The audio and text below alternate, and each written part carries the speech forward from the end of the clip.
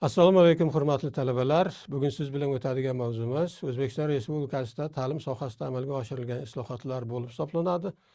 Bu mavzuda biz sizlar bilan mustaqillik asosida O'zbekiston SSRdagi ta'lim tizimining ahvoli, O'zbekistonda mustaqillik yillarida ta'lim tizimining islohotlari, ta'lim tizimining mazmun, mohiyati va yangilanayotgan O'zbekistonda ta'lim sohasining o'zgarishlar hamda xalqarolashtirish tamoyillari haqida gapirar ekanmiz.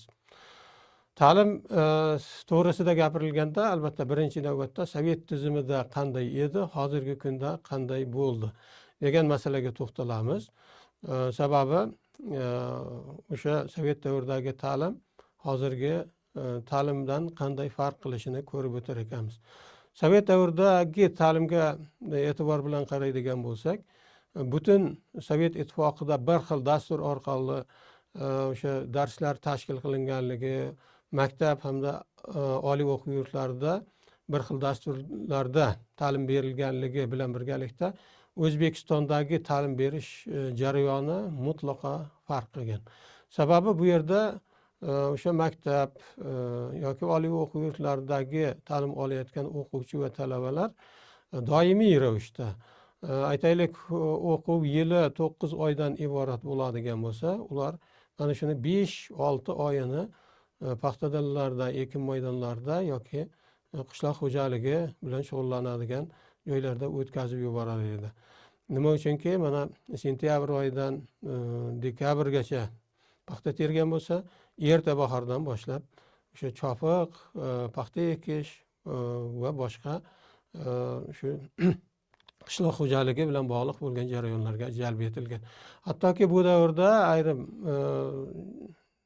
joylarda ko'rishimiz mumkin, bog'cha bolalari ham paxta terishga jalb etilganligini ko'rishimiz mumkin.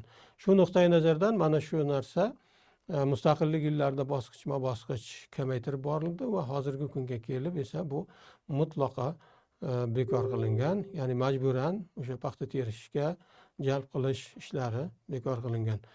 Endi o'sha davrda mana shunday jarayon bo'lganligi, oliy o'quv yurtlarimizni juda ham kam bo'lganligi sababli ham aytishimiz mumkin, bu jarayonda bizda kadrlar yetishmovchiligi paydo bo'lgan edi.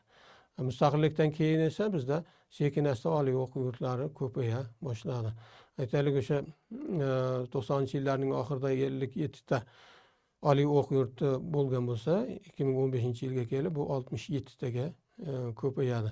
Yoki 18-yildan 22-yilga qadar bo'lgan davrda esa bu oliy o'quv yurtlari xususiy hamda davlat sherikchilik asosida tashkil etilgan oliy o'quv yurtlari 200 dan ortiq bo'lganligini ko'rishimiz mumkin ekan.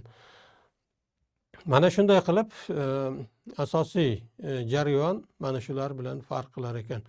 Ilmiy yutuqlar ham ma'muriy buyruqbozlik davrida o'sha amaliyotga to'liq jalb etilmay qolib ketgan edi. Ta'lim sohasida muhim o'zgarishlarni amalga oshirish uchun bir qator normativ huquqiy hujjatlar qabul qilingan edi. Ularga qonun, qaror hamda tartiblarni mana shular jumlasidan deb aytishimiz mumkin. Masalan, 92-yil 2-iyulda birinchi marta ta'lim to'g'risidagi qonun qabul qilinadi. Albatta, u keyinchalik yana 2 marta o'zgartirish kiritiladi. 1997-yil 29-avgustda yangi tahrirdagi o'sha ta'lim to'g'risidagi qonun qabul qilinadi va 21-yilga kelib yana bu o'zgartiriladi.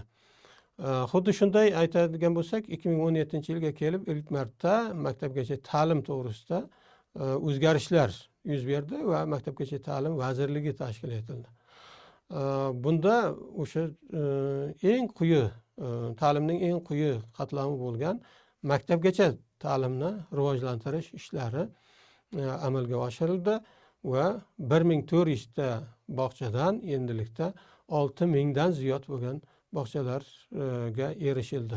Bunda albatta aytishimiz mumkin, faqat davlat emas, o'sha xususiy sherikchilik yoki bo'lmasa xususiy bog'chalarning ham ko'payganligi ayni muddao bo'ldi. Maktab va kollej tizimi mustaqillikning dastlabki yillarida o'sha eng samarali tizim deb qabul qilingan edi. Bu jarayonda dastlab jahonning juda ham ko'plab ta'lim jarayonlari, ularning tajribalari o'rganildi. Aytaylik, jahonning eng rivojlangan davlatlari bo'lgan Yaponiya, Koreya, Yevropa, hattoki Turkiya kabi mamlakatlarning o'sha ta'lim tajribalari o'rganilib, akademik litseylar, kollejlar ochila boshladi. Bunda biz aytishimiz mumkinki, dastlabki paytda o'sha 98-2000 yillarda 160 ming o'quvchiga mo'ljallangan litsey hamda kollejlar tashkil etilgan. Ulardan 200 dan ortiq kollej binolari qurib foydalanishga topshirilgan edi. Yangi darsliklar yozib, mana shu darslik sifatida foydalanila boshlandi. Albatta, mana shu darsliklar haqida gapirilganda barcha bo'g'inlarda darsliklar qaytadan tuzildi. Bunga aytaylik, maktab yoki oliy o'quv yurtlari, kollej, akademik litseylarning barchasi taalluqli bo'lib hisoblanar ekan. Endi esa oliy ta'lim sifatini oshirish strategiyasi qanday amalga oshirilganligini bizlar qarab o'tamiz. Oliy ta'lim jamiyat iqtisodiyoti fani bilan uzviy holda rivojlantirilganligini ko'rishimiz mumkin ekan. Albatta, qaysidir o'sha islohot olib borilayotgan sohadagi islohotlar o'z yutug'iga erisha olmasa yoki o'z qo'ygan maqsadiga erisha olmasa, bundan voz kechilib yangi boshqa tizim o'rnatilishga harakat qilingan. Mana shu jarayonda biz aytishimiz mumkin, 1993-yildan boshlab O'zbekistonda milliy o'sha ta'lim standarti qabul qilinadi va mana shunga qarab kadrlarni tayyorlash boshlanadi. Bakalavrlarni tayyorlash yoki magistraturalarni tayyorlash mana shunga qarab tayyorlana boshlangan edi. Viloyatlarda ham xuddi mana shu jarayon kuzatildi. Dastlab bu yerdagi eng ilg'or oliy o'quv yurtlarining filiallari tashkil etildi va bular asosida viloyatlarda ham oliy o'quv yurtlari anchagina ko'paydi. Shuningdek, bizning mamlakatimizda faqatgina o'sha o'zimizda tashkil etilgan oliy o'quv yurtlari emas, balki xorijiy oliy o'quv yurtlarining filiallari ham tashkil etildi. Bulardan eng mashhur va eng birinchi bo'lib ochilganlardan o'sha Westminster, Turin politexnika kabi oliy o'quv yurtlarining filiallarini tashkil etilganligini ko'rishimiz mumkin ekan. Mana bizning o'zimizda ham tashkil etilgan xalqaro o'sha oliy o'quv yurtlari mavjudki, bu 2018-yilda Samarqand shahrida joylashgan Ipak yo'li xalqaro turizm universitetini aytib o'tishimiz mumkin va shu bilan birgalikda Webster universiteti filiali va boshqalar ish boshlaganini ko'rishimiz mumkin ekan.